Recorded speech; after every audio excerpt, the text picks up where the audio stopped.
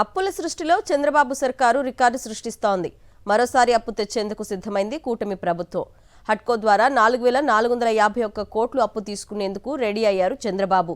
ఇందుకు సంబంధించిన ఉత్తర్వులను ప్రభుత్వం జారీ చేసింది. ఏపీ సర్కార్ గ్యారంటీతో హడ్కో నుంచి అప్పులు తీసుకురానుంది. ముఖ్యమంత్రి చంద్రబాబు నాయుడు ప్రభుత్వ గ్యారంటీల అప్పులకు అంతే లేకుండా పోతుంది. బడ్జెట్ అప్పులు మంగళవారాల్లో చేస్తుండగా బడ్జెట్ బయట వివిధ కార్పొరేషన్ల పేరుతో ప్రతి నెల అప్పులు చేస్తుంది. తాజాగా హడ్కో ద్వారా ఏపీ టిడ్కో 4,451 కోట్ల రూపాయలు అప్పు తీసుకునేందుకు బాబు సర్కార్ గ్యారంటీ ఇస్తూ గురువారం ఉత్తర్వులు జారీ చేసింది. గృహ నిర్మాణం, మౌలిక సదుపాయాల కోసం ఈ మొత్తాన్ని వినియోగించనున్నట్టు అందులో పేర్కొంది. ఈ మొత్తానికి ప్రభుత్వ హామీతో పాటు ఆర్థిక శాఖ నుంచి కంఫర్ట్ లెటర్ను అందించడానికి సర్కార్ అంగీకరించింది. అసలు వడ్డీకి హామీ ఇస్తున్నట్టు ఉత్తర్వుల్లో స్పష్టం చేసింది.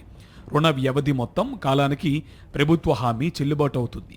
వడ్డీ రేటు, కాలపరిమితి, మారిటోరియం వ్యవధి మొదలైన షరతులు వంటి వివరాలతో పాటు అసలుతో పాటు వడ్డీ తిరిగి చెల్లింపు షెడ్యూల్ను సమర్పించాల్సిందిగా ఏపీ టిడ్కోకు ప్రభుత్వం సూచించింది. మరోవైపు రుణ సంస్థకు బాధ్యతలను చెల్లించడంలో టిడ్కో విఫలమైన సందర్భంలో మాత్రమే ప్రభుత్వ హామీ అమల్లోకి వస్తుందని ప్రభుత్వం స్పష్టం చేసింది.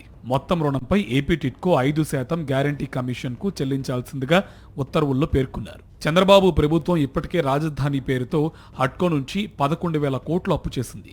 ఇప్పుడు చేస్తున్న 4,451 కోట్ల రూపాయలతో కలిపితే చంద్రబాబు సర్కార్ హడ్కో నుంచి చేసిన మొత్తం అప్పు 15,451 కోట్లకు చేరుతుంది.